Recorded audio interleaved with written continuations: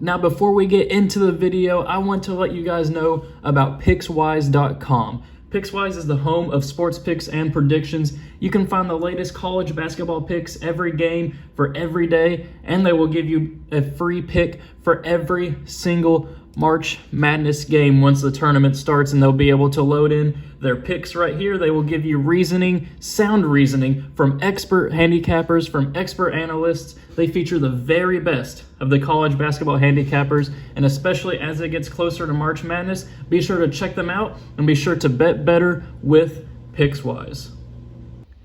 Sup guys, it's Alex here, and welcome to the March 12th edition of the Bracketology update. We are now at Friday, March 12th on championship week, 2 days to go until Selection Sunday, and man, I could not be any more pumped for the tournament and just seeing all these great semifinals. We've got some finals and some lower conference tournaments happening tonight, and we got the finals tomorrow and like the ACC and the Big 12 and a couple other ones like the Big East as well. And man, I'm just so excited to I just love this championship week of college basketball, and then Selection Sunday on over there on Sunday. I don't know why it took me so long to say that, but there are a couple things I want to address. So over in the ACC tournament yesterday, the news came out after I recorded yesterday's Bracketology video that Duke had a positive test in their program and they were not able to face Florida State. Florida State moving on in the ACC tournament. So that means Duke is going to miss the NCAA tournament for the first time in 24 years as well. So that is just a crazy situation, just a product of this world we're living in right now with the virus. And then it was announced earlier this morning that Virginia had a positive test within their program, so they had to back out of the ACC tournament, which means Georgia Tech is moving on to the finals tomorrow of the ACC tournament. So it'll be, hopefully, whoever in that program is able to recover and stay healthy. Hopefully the contract tracing within the Virginia program has been doing its job and they'll be able to play in the NCAA tournament. But there's just a lot of questions with Virginia right now. Are they even going to be able to make they'll make the NCAA tournament, but will there have to be a replacement team for them? Will they be able to field the 5-man roster that the NCAA chairman or whatever said that teams will need to be able to compete in the NCAA tournament? So that's a situation we need to watch out for. We also need to watch out for the bubble, kind of bringing it back into the Bracketology thing as a whole. Last 4 buys are VCU, who are playing in the A-10 championship, I think, on Sunday. UCLA, who got upset by Oregon State last night in it was a surprise. I think they went to overtime, but now UCLA kind of a little bit nervous for Selection Sunday. We'll see what happens with that. Michigan State got bounced by Maryland yesterday. I think they'll be good for the NCAA tournament. I think those wins over Michigan, Illinois, and Ohio State will be good enough to push them over the edge. But there's still going to be some questions. I mean, they're the 6th team in as of right now. And then Louisville, who lost to Duke. Luckily, they don't have any positive tests within that program. They already did the contract tracing and stuff. But man, if the positive test for Duke had come a little bit earlier, maybe Louisville could have gotten another win and not had a loss on the record in time for the tournament. Then last 4 in are Drake, who already lost in the MVC. They'll be sweating it on Selection Sunday. Colorado State, who moved on, I think, in overtime yesterday in their conference. Syracuse, who lost at the buzzer to Virginia, kind of similar situation with Louisville. I bet they were wishing that positive test had come just a day earlier. But that team looked impressive in the game against Virginia. They stuck their neck and neck. I think Syracuse should be a NCAA tournament team. And Utah State also moved forward in their tournament. First for outer Ole Miss, who's still alive in the SEC, St. Louis, whose season's over. Boise State lost in the surprise upset yesterday in the tournament. Their season's over. They're not making the tournament. And then Seton Hall beat St. John's yesterday. Their tournament hopes are still alive. They are alive as well. Then Xavier's out. Memphis still alive in the ACC. I don't think they've started. They might have started, but it was only like the first couple of rounds of the American. Same thing with SMU. And then St. John's, as I mentioned, just lost to Seton Hall. They're not making the tournament. So before I get into my predictions for this Bracketology on March 12th, I want to let you guys know about the 7,000 subscriber giveaway. If you are new to this channel, I am doing a 7,000 subscriber giveaway if we hit 7,000 subs by Sunday. So we have less than 2 days to do it. The deadline is midnight on Sunday, like 11:59 p.m. Saturday night going into 12 a.m. Sunday. So we need 370 subscribers from the time I'm recording this video. It's 9:57 as of right now on Friday morning a.m. So we need 370 subscribers today and then Saturday. So hopefully we can get it. Make sure you tell all your friends. If you're watching this video and you're not subscribed, make sure you are subscribed. All you have to do is hit the subscribe button, turn post notifications on, send it over to @AlexPrice24 on Instagram, and that's how you're entered into the giveaway. I'll be giving away either a $25 gift card of your choice or a t-shirt off of Fanatics for your favorite college basketball team. So those are the two things there. But let's go ahead and get into the bracketology. But before I get into the bracketology, I want to go ahead and pick the food item that we're doing for today. We are going to go with a taquito. It is a very nice kind of frozen food. I love taquitos so much. It's Taquitos. If you don't know what I'm talking about, that's how you spell it. Maybe I pronounced it a little bit wrong.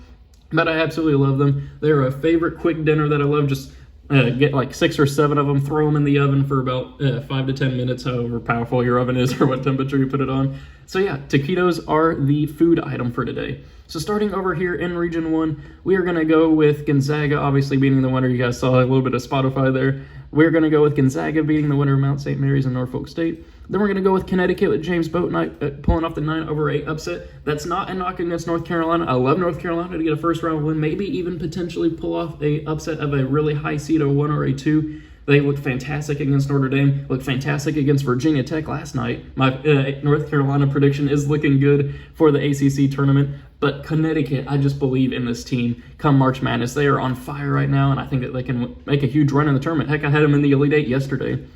So then we're going to have Creighton here moving on past Toledo. Purdue, I think, can beat UC Santa Barbara. UC Santa Barbara could pull off the upset there, but I just really don't see it happening. Tennessee, I think, will beat Louisville. Louisville has just been really struggling as of late. Not sure how that team is going to look in time for the tournament. Then we're going to have Oklahoma State moving on past Grand Canyon. BYU, I think, can beat VCU, though that one's a complete toss-up in a battle of the 3 initials with a U at the end. I think BYU would win that. They impressed me in that game against Gonzaga. That's what kind of pushed me over the edge there. And then Ohio State will beat Drexel, so no real first-round upsets there besides a 9/8. But then for a spot in the Sweet 16, I am going to go with Gonzaga. I really wanted to pick Connecticut winning that one, but I think that Gonzaga is the better team and they'll move on there. Then I think that Purdue will pull off the 4/5, or not 4/5. I think that they will beat Creighton there in just a 4 versus 5. Then Tennessee will fall to Oklahoma State here in a battle of the orange teams, and then Ohio State will beat BYU.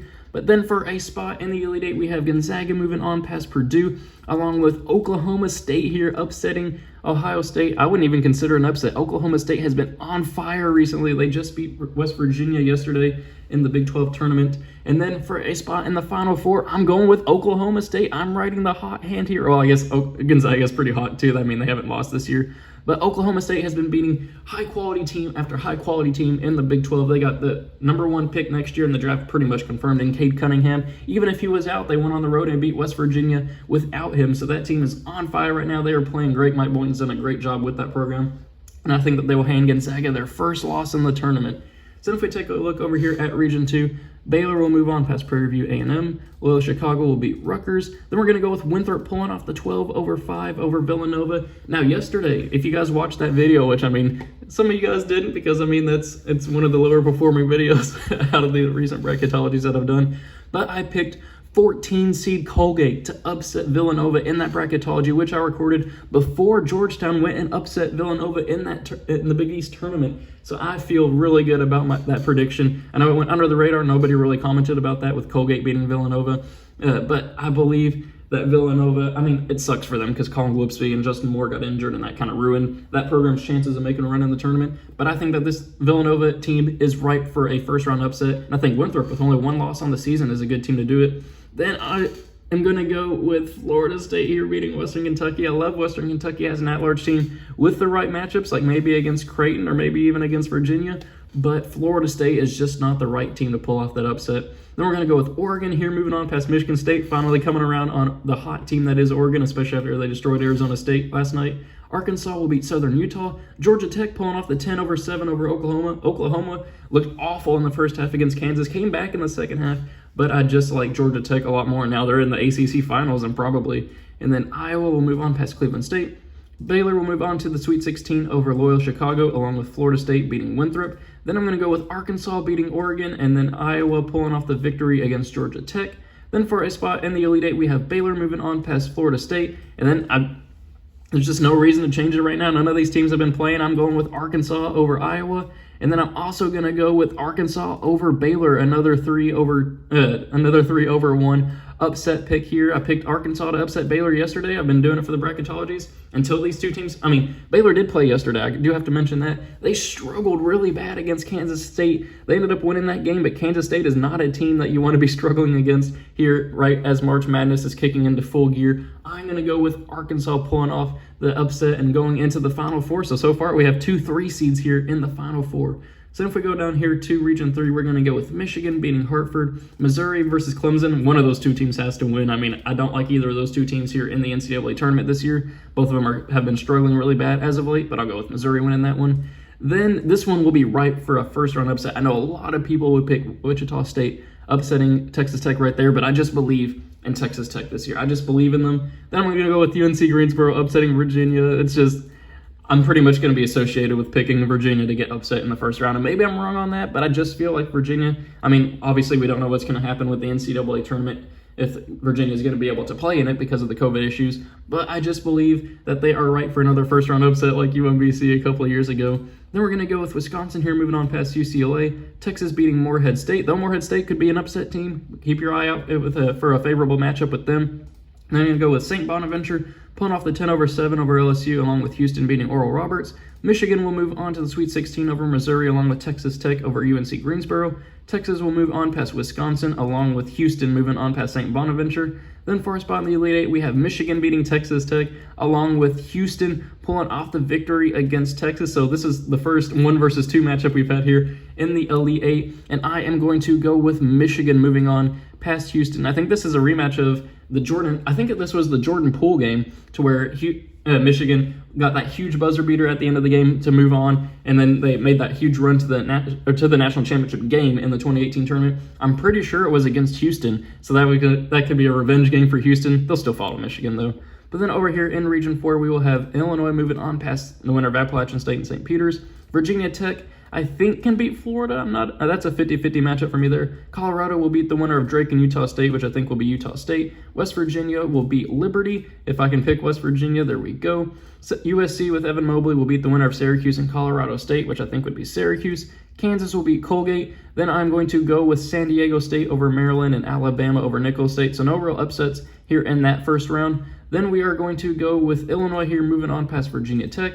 And then Colorado falling to West Virginia here, which is just funny. This is why I love doing bracketologies, because it changes every day. Yesterday, West Virginia was on the right side of the bracket here, and I had Illinois and West Virginia facing off in the national championship game, but now they're facing off in the Sweet 16, so it's just a matter of bracketing principles. That's why I love it so much. It's how you're bracketed that can change your entire outlook on the tournament. And I wasn't going to pick West Virginia going to the national championship game again yesterday after they lost to Oklahoma State. But then Kansas will beat USC, along with Alabama pulling off the victory there over San Diego State. Though that could be a second round upset there. Keep your eye out for that.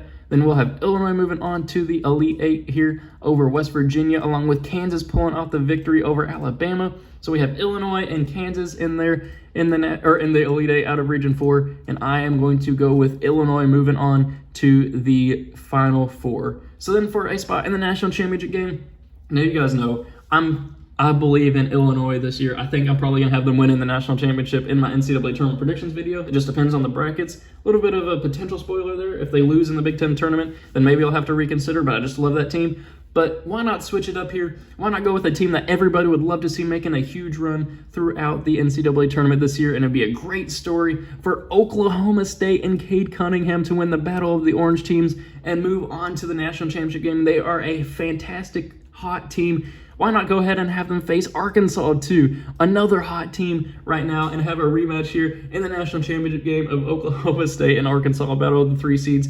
Oklahoma State was the only team to hand Arkansas a loss in their last 11 games, so this would be a revenge game for Arkansas as well. And why not go with Cade Cunningham and Oklahoma State pulling off the huge upset this year? This tournament could be ripe for a huge run by a surprise team in the NCAA tournament, and why not have that team have the best player in the draft next year, with Oklahoma State winning the national championship? So this was a lot of fun to make this bracketology instead of just going with my normal Illinois pick to win the national championship. So there we have it. Thank you guys for watching. I really hope you enjoyed. Be sure to leave a like and subscribe if you did. Make sure you enter that 7,000 subscriber giveaway. Make sure you comment Taquito in the comments below, and I will see you all later. Thanks for watching.